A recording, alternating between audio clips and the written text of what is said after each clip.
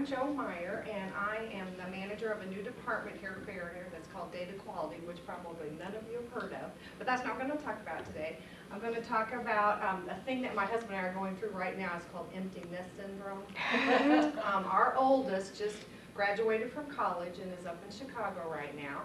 And he's giving us some trauma because he doesn't like Chicago, wants to come back home to Indianapolis, and he's set a deadline. He's going to do that in a month.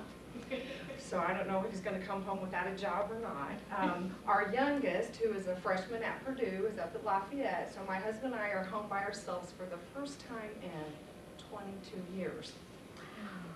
The things that keep us busy are the things the children have left behind, particularly my pre-vet student who's up at Purdue. She's left a menagerie, 4 horses, 2 dogs, 2 cats, and a bird. So I spend a lot of time out cleaning stalls and feeding horses and doing those things. And I get that fast. Very good. I'm going to talk about the menagerie that we have at our house. We go through the whole little crew here. We've got 4 horses. First is our pony. She's 25 years old. She's the pony my daughter and niece learned to ride on, so she's like off limits. She's in retirement now and is out in the pasture, and that's what she thinks. Now, every once in a while, little bitty kids will come and ride her, but that's okay. Most of the time, we just leave her alone. We have 3 quarter horses. Our gelding is Mr. Personality. He's the one that is always into things, and the funniest story about him is my niece was riding him, getting ready for a horse show, and she was riding in some wet grass, and they slid and actually fell down, and we thought they were hurt, and they jumped up, and the horse just laid there, and we went over, and he was eating grass, laying there. He's the laziest horse in the world, too. So, but the girls thought he was hurt, and they were all upset. Mystery is our Flake. She is afraid of cows, which for a rodeo horse is not a good thing. And she's also supposed to be the Western pleasure horse, and she's not real good at that because her head is up in the air, which is not a good thing for a Western pleasure horse.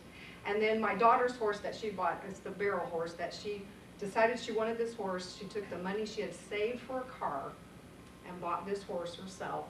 And so that's her horse, so she's off limits. So that's the horse menagerie. Then we have 2 dogs. My Yappy Sheltie, who's a little bitty miniature collie.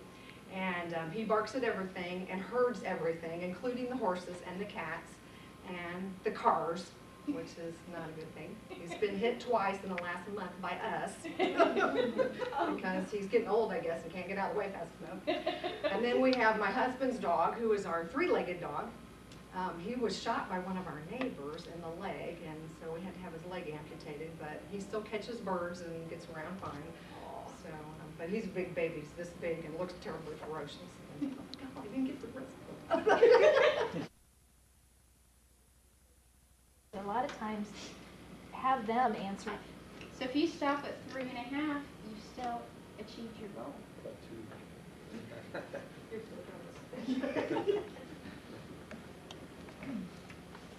Hi, I'm Jo Meyer from Data Quality, and I have brought with me some new newsletters that we're sending out to the company. I thought you guys want to see a sample of them. Okay, here's one for Mike and Michael and Monica Snag. Oh, and Monica Skaggs. Chrissy Moore, but I don't think we've got that spelled right. And oh dear, there's 2 of those. And we've got Deirdre, and I know that's not right. And Leaf.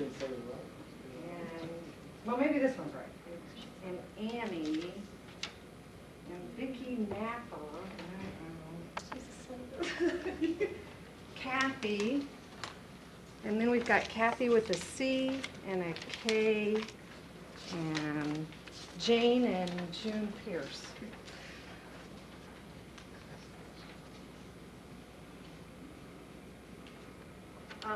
Do you know that we do this to our customers? Our databases are in such bad shape right now that we actually send multiple listings. We have actually sent 10 customer mailings to one customer. We send information addressed to the wrong person, someone that hasn't been there for a long time. We've got the wrong address. Well, that's what my new group is to take care of. We're the data quality group, and we're to fix this problem. The real problem is that data is one of Boehringer Mannheim's products that we haven't really been concerned about. It's just like any other product. It has a product of the actual production line. We have data that comes in from our customers, and it goes through different processes. That's called the data chain, and it eventually will come out to our customers again. Our management uses this information to make strategic decisions, and they think their data is reliable, and it's not. I don't know if you've ever seen sales information that one time it says one number and another time it says another number because we've got multiple things going on. So you may wonder, well, why is data quality important? One of the things that data quality does is increases customer satisfaction. It's pretty obvious from the handouts that you have. How would you feel as a customer? And our customers are pretty astute right now. I've got 3 catalogs from Biochem, and it's a pretty costly catalog. Boehringer's throwing away money. That doesn't make me feel very happy about their effectiveness. Also, it will help us reduce cost.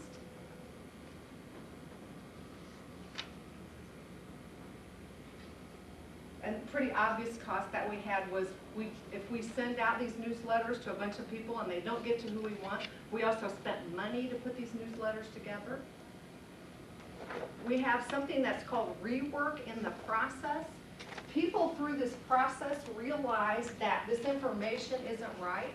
So we actually have people who set up their own customer databases, and so they're spending money re-entering information that we really should be capturing at the point of entry.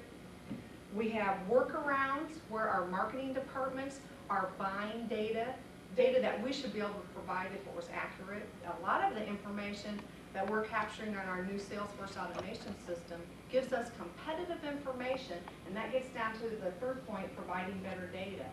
Our sales reps know more about our competitive situation than any marketing group that we could buy information from. But we don't trust the data, and that's what my group is supposed to be doing, to help put that together.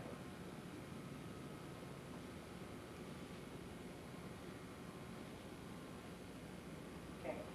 Grace Hopper, I don't know if you know who she was. She was a U.S. Admiral in the Navy, was also the woman that invented COBOL programming. She said that one accurate measure is worth 1,000 expert opinions. Well, we're trying to say we're experts based on just terrible data. Okay, so my new department has been established by our management because they realize that data is an important part, or an important product that we have. The things that we're actually doing as part of our mission is, first we've got to get this data cleaned up. We're working with the new SAP system, the new Salesforce automation system, to get customers merged together. We actually have the same customer 6, 7, 10 times in our databases. We're working to get those things merged together. We're also, because once we get the data clean, we want it to stay that way. We're also working with other departments to see what kind of process improvements can be made in those departments so that we don't get this data ugly again. And then on an ongoing basis, we're going to be doing assessments of how are we doing as a company keeping our data clean. Okay. So how does this impact you?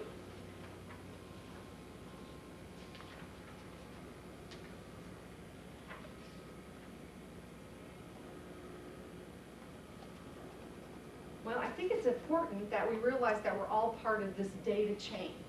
And we have a tendency to have our blinders on and think, oh, I'm in customer service, and if the customer calls back, that I just need to know for me. Not thinking that on down the line, someone may need that information. Look at our processes and see where we may be able to improve them so that we can capture the data at the source, and just take responsibility for data quality. Well, I want to close with a story that actually happened here at Boehringer Mannheim. One of our business unit vice presidents wanted to do a customer satisfaction survey of our top 50 customers. And he contracted with an outside company to have them come in and actually do a telemarketing survey. And so we sent a list of our top 50 customers to this service. They called back in a few days. That list had name, address, phone number, contact. Came out of our customer service system.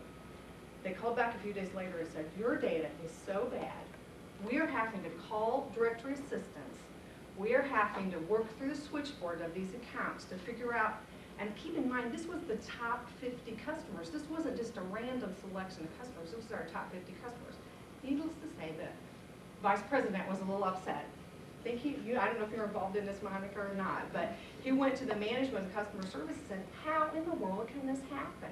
How can we not know the phone numbers and contacts for our top 50 people?